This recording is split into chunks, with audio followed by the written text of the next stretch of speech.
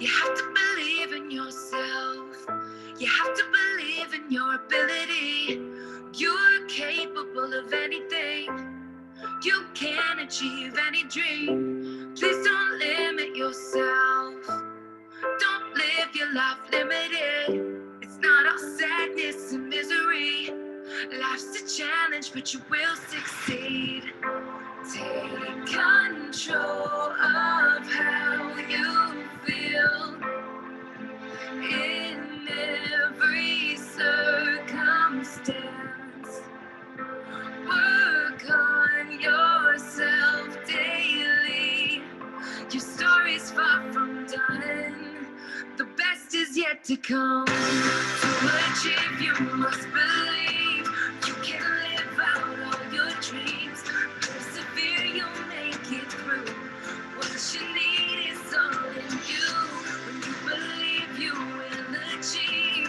You can live out all your dreams. It's about time you knew the truth. You got the power all in you.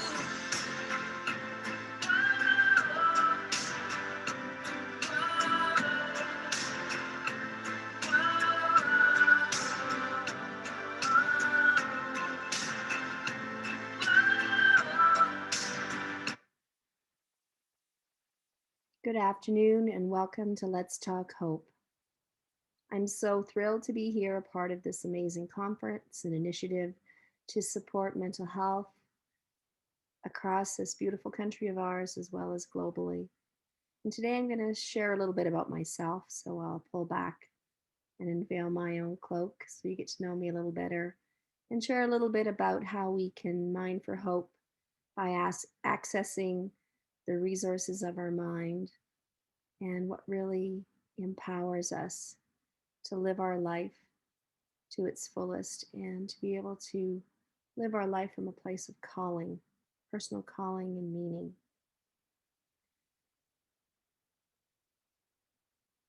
And segueing off of that comment, I'd like to share a little bit about myself and what gives me meaning in the world. Sorry about that. Anyway, my quest for personal meaning began approximately 13 years ago or more when I actually established my personal mindfulness practice and research into brain based approaches that would optimally support my eldest son, who was born a very sensitive person and human being, learner who struggled to contain and focus his energy, his attention, and who could easily become overwhelmed in certain situations, certain stressful situations. And eventually, to me, demonstrated a lack of coping skills to really be able to self manage and engage his higher thinking so that he could become fully present and fully engaged as a human being. So I began to explore different resources like diet, nutrition, supplements, prescribed music programs, gender based teaching strategies, and mindfulness interventions like guided imagery and music to support not only his health and capacity to learn, but the health and well being of my whole family. So I began my journey to integrate mindfulness and meditation into my own personal life in an effort not only to support my own well being, but that of my family, which was near and dear to my heart. So to this day, I continue to support my own practice by engaging with those who want to build communities of practice to promote positive mental and physical health through different approaches like guided imagery, meditation, and various forms of mindfulness practice, one of which is mindfulness based stress reduction. And really, one needs to keep in mind that discovering that mindfulness is really not that difficult. One needs just to remember to do it. I'd like to share a, uh, a, a small clip of some quotes from Viktor Frankl. He's one of my favorite authors, and he spent a good part of his life in World War II as a prisoner of war in Auschwitz. And through the course of his deep reflective practices and his own stepping deep into himself to search for meaning, he came up with some very beautiful insights about how to live one's life fully and from a deep sense of peace and meaning.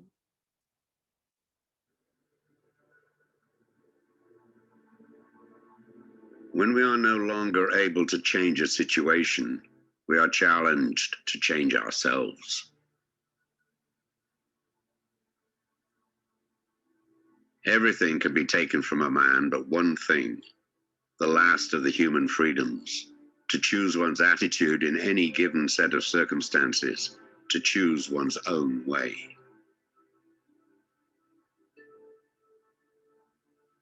But there was no need to be ashamed of tears, for tears bore witness that a man had the greatest of courage, the courage to suffer.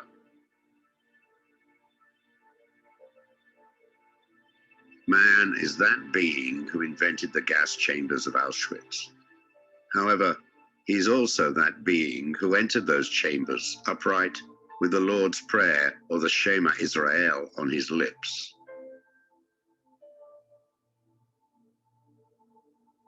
What is to give light must endure burning.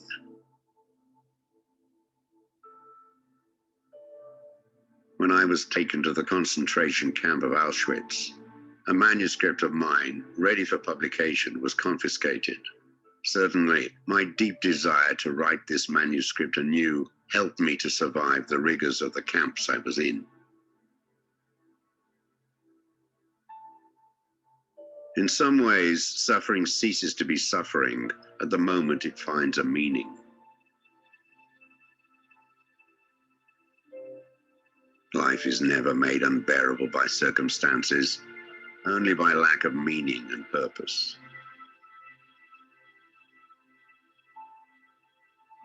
For success, like happiness, cannot be pursued. It must ensue, and it only does so as the unintended side effect of one's personal dedication to a cause greater than oneself.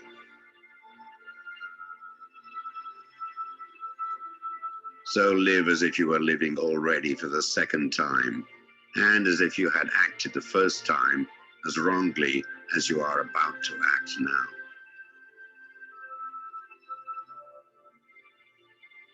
The salvation of man is through love and in love.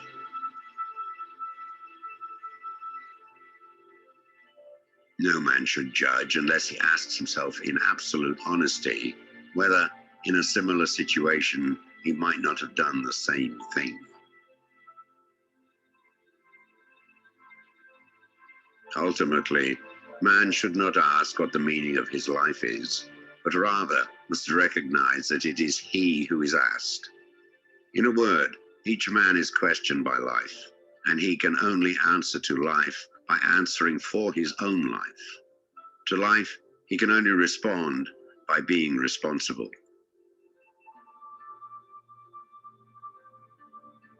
If there is any meaning in life at all, then there must be meaning in suffering.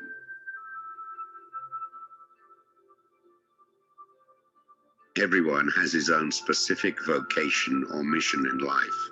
Everyone must carry out a concrete assignment that demands fulfillment. Therein, he cannot be replaced, nor can his life be repeated. Thus, everyone's task is unique as his specific opportunity to implement it.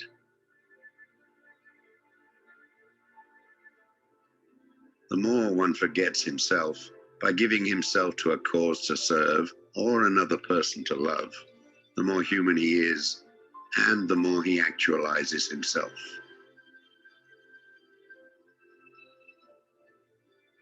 I do not forget any good deed done to me, and I do not carry a grudge for a bad one.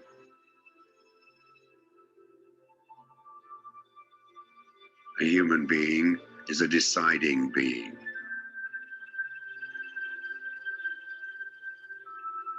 Between stimulus and response, there is a space. In that space is our power to choose our response. In our response lies our growth and our freedom.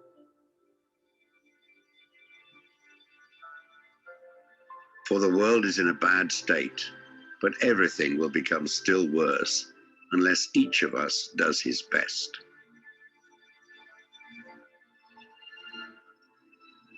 The one thing you can't take away from me is the way I choose to respond to what you do to me.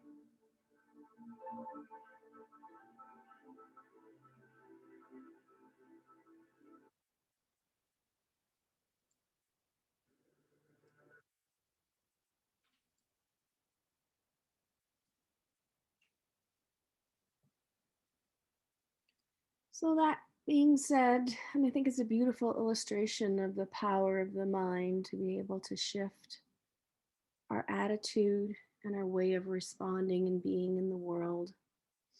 I'd like to share a little brief, high level overview, Cole's Notes version of a story, a children's story called The Hugging Tree. And it really tells the story of a little tree growing all alone on a cliff by a vast, mighty sea. And although there were storms and it endured the cold of the winter, the tree held fast. It was sustained by the natural world and the kindness and compassion of one little boy. And eventually that tree grew until it could hold and shelter others. So, this resilience of this hugging tree calls to mind the potential in all of us to thrive despite times of struggle and difficulty, and to nurture that little spark of hope and resolve to dream, to grow just where we are, here and now.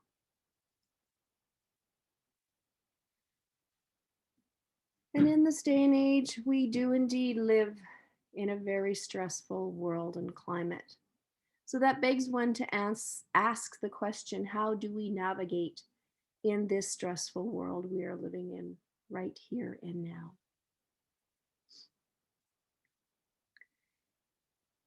I'd like to spend a little bit of time sharing with you about what the definition of stress is. Stress really can be defined, and it was the forefather of defining the stress response was Hans Sell. And he defined it by defining it in two ways: eustress or distress. And eustress has a Latin origin, and it really comes from the word strenerge, which is to draw tight or pull apart, or to describe a hardship or a difficulty. Eustress, on the other hand, is when one responds to a stressor as a challenge with positive feelings because of a belief that it believes personal growth, a deeper sense of fulfillment, and lasting satisfaction, which contributes to our sense of resiliency and empowerment, which increases our ability to heal ourselves and increases what I call strengthening from within or from that emotional place. So, when our needs are being unmet, one has the potential to respond in many ways, which relates to this power or ability to choose. So, we can either choose to react and react reflexively, which is basically a conditioned pattern or response, which results in an automatic fight, flight, or flee way of responding and they're reacting in the world. The other way is to be response able, which is what Hans Selk referenced, is that we can choose an intuitive or more enlightened response when we're able to step back, gain perspective, and ground ourselves. The impacts. So, how does stress show up in the world? Well, if you look at the diagram over here, it shows up in many physical forms in terms of headaches, sensory overload, heart palpitations, cramps, sweatiness, tightness and tension, pain in the body. So, really, when we look at them, there's also a mental and emotional impact to stress. Often it impacts our abilities, brain to function and to think clearly. So when we're overwhelmed, as indicated here, when our mind and our thoughts are overwhelmed, we our memories change and it impairs our ability to learn well and with capacity.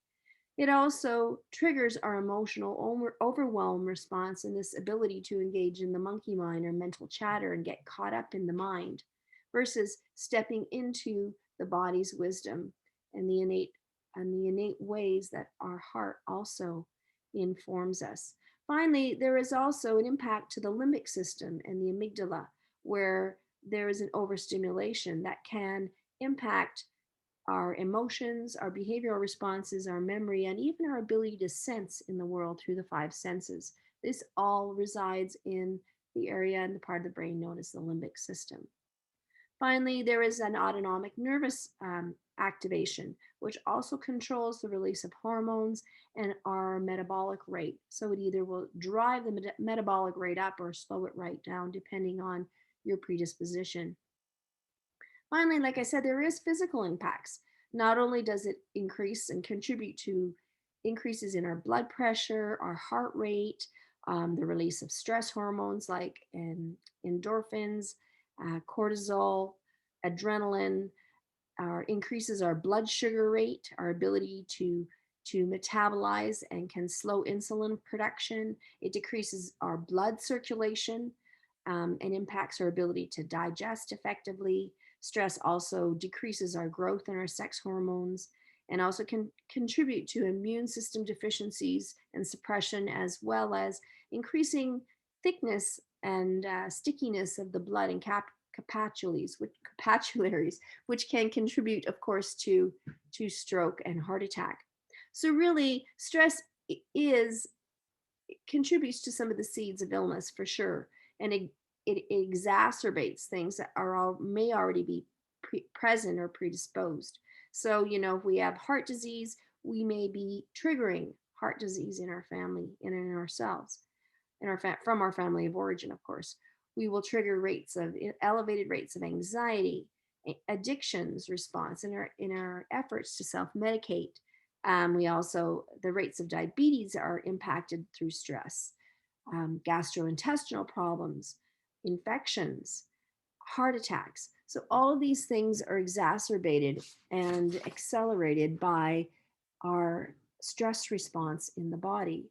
So that begs one a question. Don't you think it's important? Or how important is having peace of mind and being able to get a handle on the impact that stress has on our lives? So that leads me to introduce this whole idea of mindfulness and how mindfulness has been a contributing factor to how we can mind our mind and particularly take care of our minds and our whole body of being. So, what is mindfulness? Well, mindfulness basically has its history in the work developed by John Kabat-Zinn and his colleagues. Um, Clinically, most of the meditation and mindfulness based interventions were steeped in this work by Zen and his colleagues in 1979 at the University of Massachusetts when he began working in the medical school there.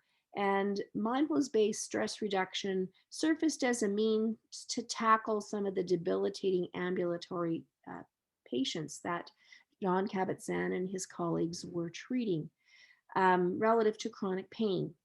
So Kabat-Zinn and his colleagues' work really was influenced not only by the engagement of Buddhism, but also psychotherapy, and he integrated both. And so a lot of the work that he was doing was drawn from Buddhist contemporary traditions in a search for mindfulness, which is really a Pali term or a Buddhist eightfold path known as Sumasati. And it references a form of right mindedness or mental stability and peace of mind. So, really, to prevent the attention from being held captive by distraction and to cultivate this ability to stabilize the mind and poise one's actions and ability to respond, contemplative Buddhist techniques were explored by Kabat-Zinn in his research and work back in Massachusetts in 79. But really, to give you a more formal definition, Kabat-Zinn really defined mindfulness as the process of finding awareness that emerges through paying attention on purpose in the present moment through a state of non-judgment to an unfolding moment present by present. Then we look to Boorstein, who is another mindfulness guru, who also defines mindfulness as being aware and as being in a balanced state of acceptance in the present experience, regardless of whether the experience is negative or positive, without really clinging or rejecting the experience, but just being with it in the moment. If we look at the ABCs of mindfulness, um, this is a really easy little acronym to remember, and it can also help you support your own breath practice. It's a 3-minute breath practice that starts out with A, looking at stepping into and noticing what is present. What are you aware of? And really gathering a sense of awareness of your thoughts, your feelings, and any body sensations. The B really is breathing, okay, and being conscious and aware of the breath and using the breath as an anchor. So the breath and our ability to breathe in and out comes fairly naturally, but when we draw conscious awareness to it, we can notice when and where the breath lands in the body and where we are most aware of it. Finally, C is to connect. Connect with our conscious awareness to our whole being and our whole state of being, mind, body, emotions, and spirit. And this is something that you can take time to do on a day-to-day basis for 3 minutes. And today we will go through some mindfulness practices or some meditative guided meditations as well. But truly the benefits for you and your loved ones are quite substantial when we look at the gains that people can get by engaging in a mindfulness practice. So really, some of the things that mindfulness can offer from a general perspective include it's a promising intervention for various clinical and mental health issues, from depression to anxiety to sleeplessness to post-traumatic stress disorder to even ADHD. It's promising to be some new target areas of intervention. Finally, the other thing it does is it also cultivates a greater sense of well-being and enhances our quality of life. And through brain imaging, what they've noticed is that mindfulness boosts our overall brain functioning based on the impact of the meditative or mindfulness practice that we're engaging with. It also has the ability to enable the brain to rewire and break out of habituated neural pathway patterns that may not be serving us. And finally, there is this capacity for mindfulness to even enhance our interpersonal and communication skills and abilities relative to contributing to enhanced team performance and workplace cultural dynamics. Finally, from an individual perspective, some of the benefits include um, improvements in your mental focus and concentration, your ability to manage emotional distress, so the typical fight, flight, and freeze response in the body, to enhance your cognition, memory, and reasoning, to improve your coping skills and resiliency, as well as to increase your body and sensory awareness. Finally, to become more conscious of our external responses in the world and increase our ability to control our impulses and to self-regulate. And finally, it's also a means to elevate our overall sense of emotional, mental, physical, and spiritual well-being. So I'd like to take a moment to step into looking at what happens in the body when we endure stress and when we manage it well. So this is a little diagram or a little cycle of the stress reduction response that we can choose to engage with when we engage with various interventions and tools that can support our overall capacity to manage our stress and manage our response in the world. So really, when we encounter a stress, whether it's losing our job, whether it's a financial stressor, maybe recently, I've had to endure almost losing an elderly pet. That definitely has a level of intensity associated with it. So when we look at our level of tolerance, we need to notice, how stressful is this stressor on me? And if I were to example, just look at my own stressor of my elderly dog, who has had a few health crises, then what can happen in that instance is, the level of intensity can rise and fluctuate. So it can go anywhere. If you were to look at it on a continuum, you have an intensity level of 0 to 10.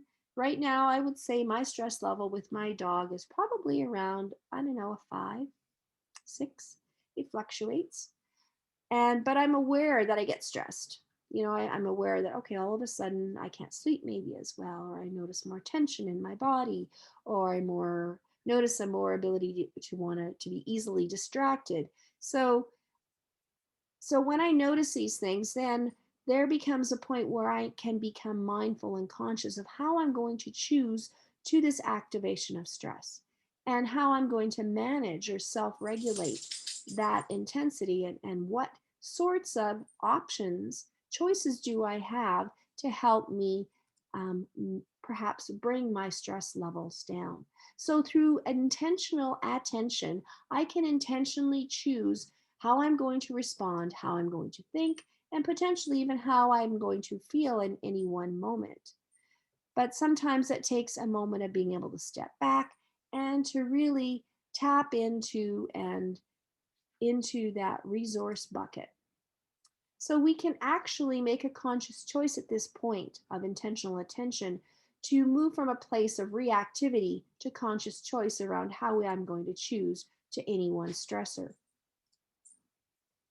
And that involves the development at this point of some skillful coping strategies. So, skillful coping strategies will allow me to think, okay, when I'm really feeling overwhelmed with ruminating thoughts about, say, my pet passing away and what's going to happen and what that's going to look like. And if I worry about tomorrow, I can't live for today. So, what I'm doing is I enjoy every moment in the here and the now with my pet. And I make sure that I value the time and make sure the connection is meaningful and loving. So, really, when we function from this state of being of responsible versus reactive, we can function in a being mode versus in a feeling like we're responding, we're reacting, we're not in the moment. So I'm going to take a little bit of a break for a moment. Well, that being said, I'd like to move us now into an opportunity for us to practice a little bit about how we can nurture our own resilience and really nurture these qualities of loving kindness, hope, compassion, gratitude, curiosity, and a growth mindset. So I would like to invite you all now to engage in a meditation with me. And this meditation is a web of life meditation that will allow you to establish a deeper sense of connection with yourself in the present moment and with those around you. So as you take a moment to settle in and begin this practice with me, I'd like to invite you to try to have a quiet space, free of distraction, and really find a very comfortable place on either a cushion, a chair. Perhaps you wish to lay down on a bed or on the floor on a mat. And I invite you to also turn your phone off and any other devices so you can be fully in the present moment and undisturbed. And as you begin to settle in and you take a few moments to arrive here in the space, really begin to settle and take in some deep cleansing breaths. Breathing into the body, noticing the body breathing, being fully present as you settle in and bring awareness to your whole being, bringing awareness to any thoughts, any feelings, any physical sensations that are present with you right now. And as you connect with your current state of being, just acknowledge what's present and let it be.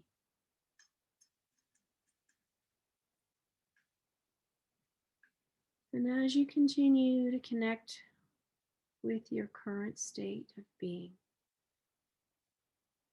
I invite you to close your eyes or to soften the gaze, drawing your attention to the breath, mindfully breathing.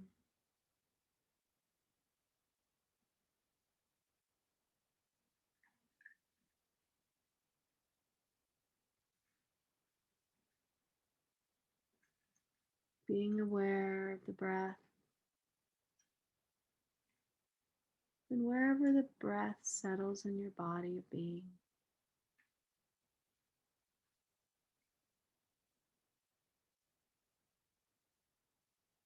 noticing the breath as you breathe in and you breathe out.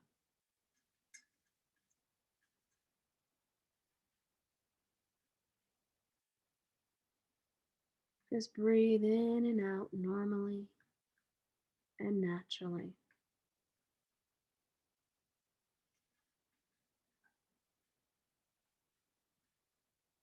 Begin to draw your attention to where you're seated and really begin to feel the connection of your body on the chair, on the cushion. Perhaps you're laying on a mat or a bed. And really noticing the connection to the floor through your feet, through your sit bones, through your torso, back, and spine. And really take a moment to reflect on this connection to the ground and to the earth underneath us.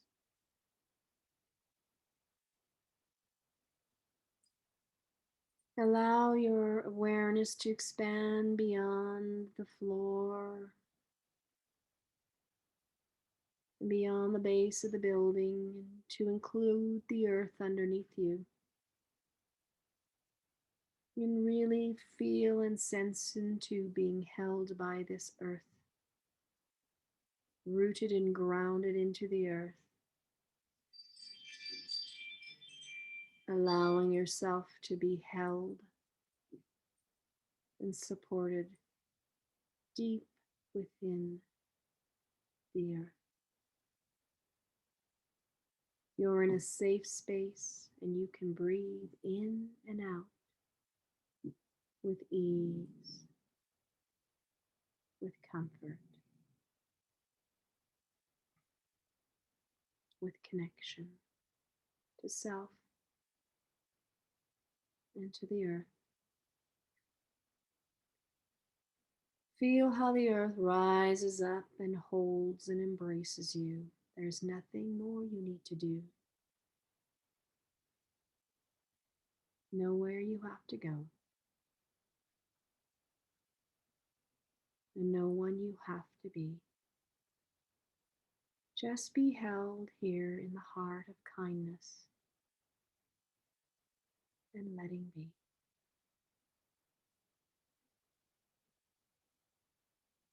And in your mind's eye, bring to mind someone you would like to hold and embrace in this manner.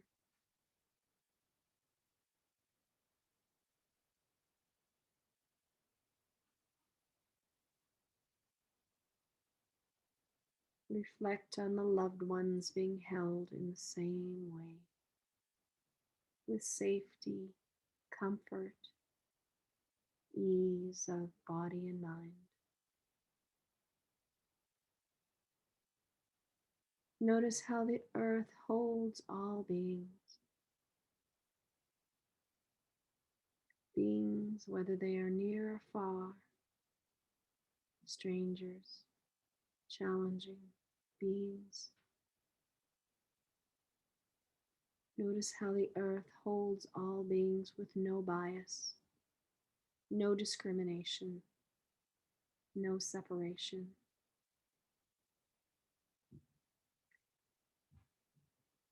Reflect on how the earth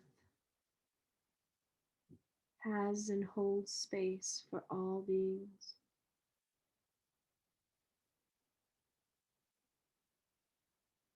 Whether they be small or large.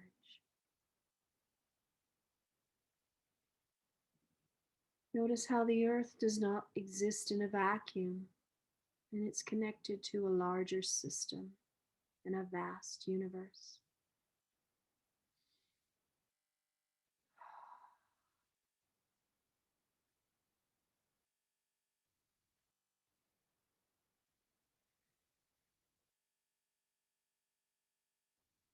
We are all connected, interconnected. Our bodies, the earth, the sun, the stars, all composed of the same matter. The same particles joined, united in different ways.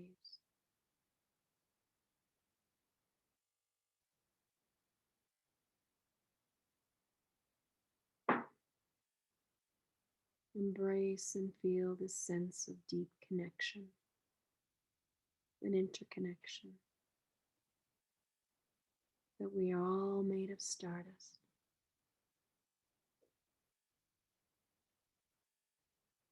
Connecting with that sense of being at home within your body and your mind, with a true sense of belonging and connection. Return your attention to the breath.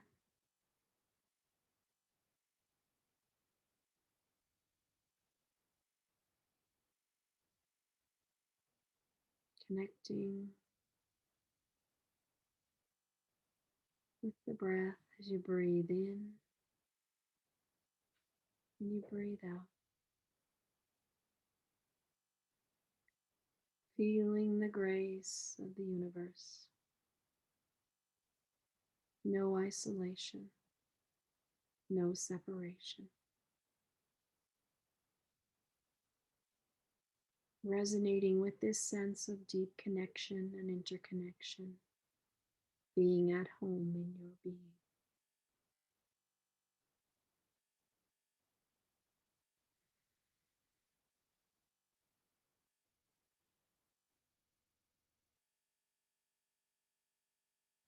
There's nothing more you need to do, to go, to get, to push away. Imperfection.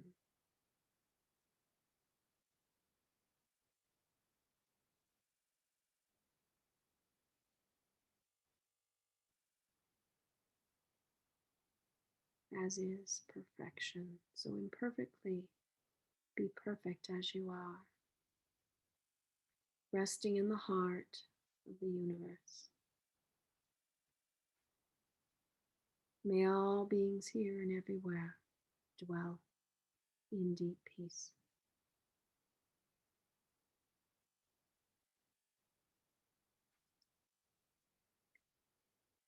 And in your own mind and in your own time, slowly open your eyes so that you can become fully present. Maybe you need to stretch or move the body slightly just to be fully engaged and fully aware of the here and the now. Maybe wiggle your toes. Maybe you have to rub your body a little bit. Maybe shake it out. Do what you need to do to be fully engaged and present. And as you continue to bring your attention back to the screen, slowly begin to open your eyes, allowing the light of day to enlighten you and engage you in your learning.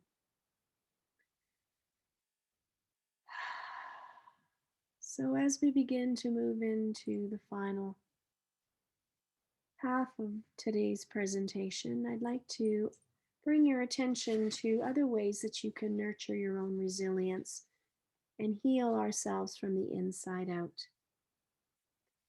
These are just some high level types of transformational tools and interventions you can certainly keep in your toolbox for living life fully and peacefully. And basically, what I want to bring your attention to are some strategies, interventions, which include different types of mindfulness and meditative practices that you resonate with. Also, looking at factors like exercise, the level of the amount of alcohol and drugs you consume on a day to day basis, your diet, looking at your sleep habits, your mindset, your hobbies, your relaxation habits, as well as your self management. How are you managing expectations, social media exposure, your time, boundaries you set with people, and your support networks and system? And if we look at some of the research that substantiates this, if we look simply at the whole matter of meditation, what they have found is that meditation, massage, yoga, any sort of breath practice can slow down your heart rate and promote relaxation. Deep breathing is a central part of mindfulness meditation practices. When we look at our diet and the impact that that drugs and alcohol can have on our ability to cope, what has been noticed is that substances will not help prevent stress. They actually make it worse. And a really healthy diet that has a balanced combination of fruit and vegetables can also support immune system functioning during stress, whereas poor diets can lead to ill health and additional stress. Daily habits like sleep, looking at our mindset. So, for example, if we have a to do list that focuses on urgent or time sensitive tasks, that can help us to stay focused and to complete things that we need to complete and have that sense of accomplishment. So, and the other thing is important to set aside some time to organize your schedules, to relax, and to pursue your own interests.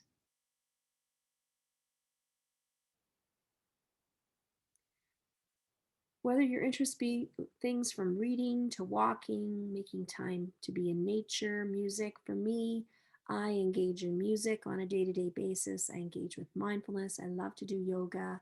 I try to get out in nature, love spending time with my pets, reading and doing a lot of personal journaling. So many of these things help to keep me grounded in my own personal practices and help to keep me poised and being responsible. And I really do, I really am conscious about how much time I spend exposing myself to social media and screen time, setting boundaries with people, emotional boundaries, boundaries around time, as well as really being conscious of who are healthy people that I want to build and sustain as part of my support network.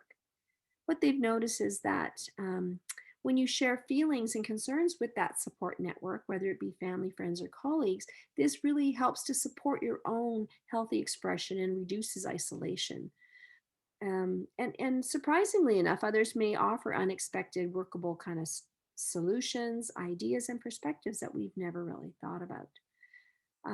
So it's really important to also find ways that you can manage and navigate your own stress, and ways to actually engage in self-directed learning around stress management, whether it's through self-help books, courses, maybe finding peer support groups, or maybe it's finding a really good coach or a really good psychotherapist that can be your partner and your guide. So all of these things can be very effective tools for supporting your health and well-being. That being said, we're going to step into a little bit more of a reflective practice. It's a guided visioning meditation. And this will really allow you to take some time to paint a picture of who you are right now in this moment, in the present moment of your life and being. And through this practice, this guided visioning meditation, I'm hoping you're going to be able to envision and tap into your own inner leader, your values, your inner resources, and sources of inner strength. So, really, this is the purpose of this guided visioning meditation is to allow us to let go of limitations that we might have around money, time, energy, space, people, and to have us look into the future of our life, seeing ourselves as being already successful and fulfilled based on what led us to stepping into and owning that vision for ourselves. So, again, I'd like to invite you to close your eyes for a moment and relax. So, you might need to just roll your shoulders back, shake out your hands and feet, and do whatever you need to do to really settle into this relaxed state. As I guide you through a series of, of inner images and pictures in your mind's eye. So, it's at this point, I want to invite you to release any sense of judgment, any sense of this need to strive, and to just be fully present in the moment, and to just go with whatever shows up, whatever presents itself, to notice and trust whatever is present for you in this visioning process for yourself. So I'd like to invite you to take a few deep cleansing, clearing breaths, and to soften your gaze or close your eyes. And as you feel the body breathing and you settle the body into the chair, or perhaps you would like to lay down on a mat or sofa, I invite you to do the same. But really notice your body feeling anchored and rooted through the feet or through your spine into the ground, underneath your chair or underneath your sofa or mat. And as you begin to step into the breath and fill the belly, softening the belly with deep cleansing breaths,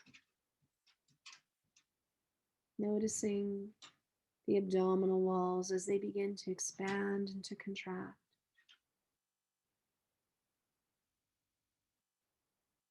Just being aware of where the breath anchors itself in the body, whether it's through the nostrils, or perhaps it's in the rise and fall of the chest.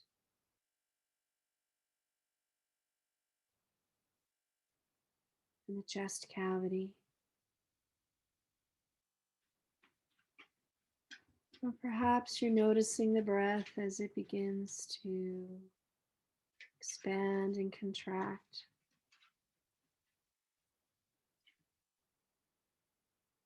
In the abdomen, softening the belly.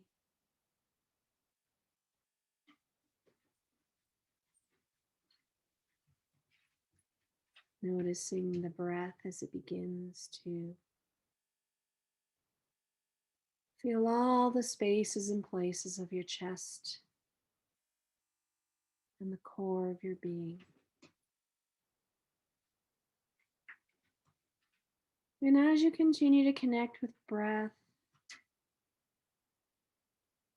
in your mind's eye, envision a desk calendar. And each page of your desk calendar reveals a date and time.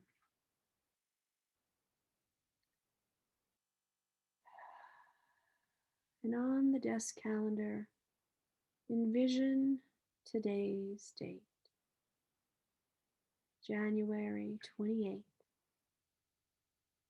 2021. And now, as you watch the desk calendar, notice the pages turn one by one through to the end of this year, perhaps into the next year, month by month, year by year.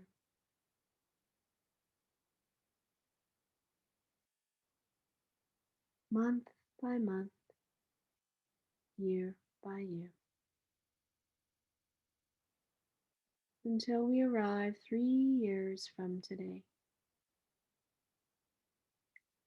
It's 3 years into your future, and your vision has really happened. Our highest hopes have been realized. How we want, how we really want life to be for ourselves and those we hold near and dear to our life and our hearts. Envision that inner leader. What qualities do you exhume 3 years into the future? What values do you step into and do you stand in this year, next year, 3 years into the future? What inner resources, gifts, strengths are you noticing are being accessed, amplified, shared with the world, exercised, and practiced in your life?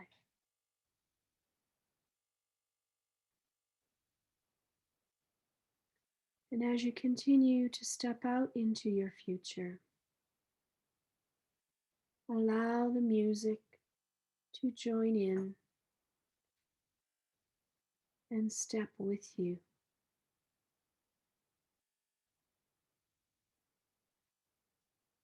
Walking with you as your guide.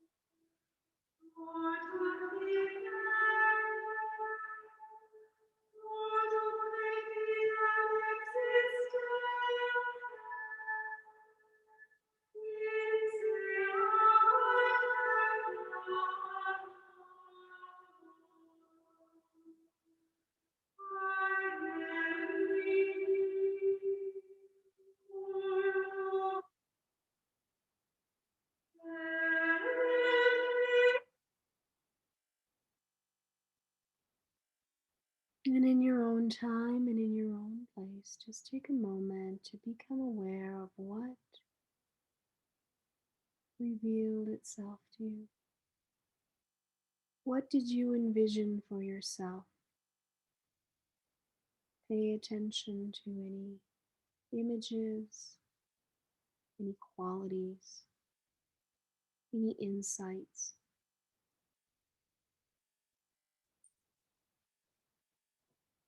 that spoke to you and came through you. Any insights and new awakenings that would deepen your meaning and that would allow you to pay forward your actions. So, as you take a moment, perhaps on a piece of paper, or if you have a personal growth buddy, as I call them, that you'd like to engage in a conversation with right now or in the near future, I'd like you to brainstorm some thoughts about what came through you relative to connecting with your why. What is your purpose and calling? What brings you deep meaning? What moves you to action? Brainstorm your values. What is truly important to you right now, right here in the present of your life?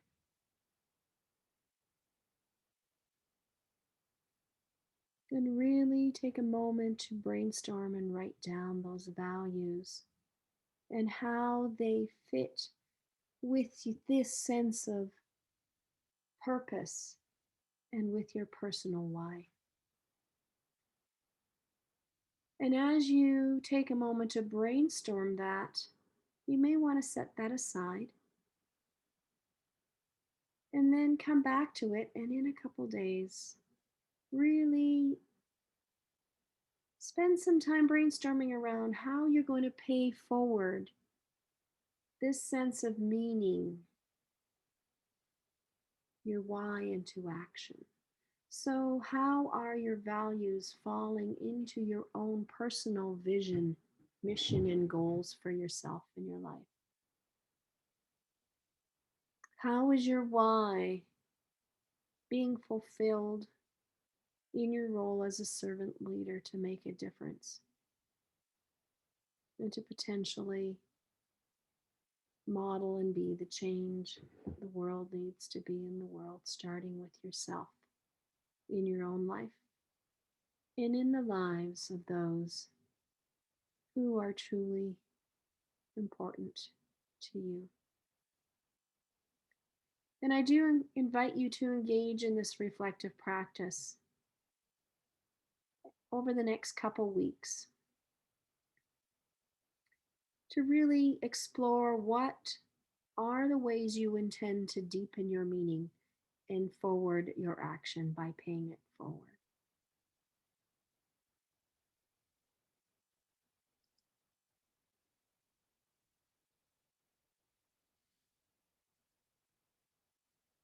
So I'd like you to take a moment to really reflect on your inner leader and your compass or your values that give you guidance. What are your values and what are you being called to serve? What are your gifts and the blessings you have to give this world? And as part of your reflective practice, write down one thought for each reflection and share it, as well as your commitment to serve with a friend, a family member, or a colleague. And ask yourself, what is the picture you paint on the canvas of your life that you want to be your legacy?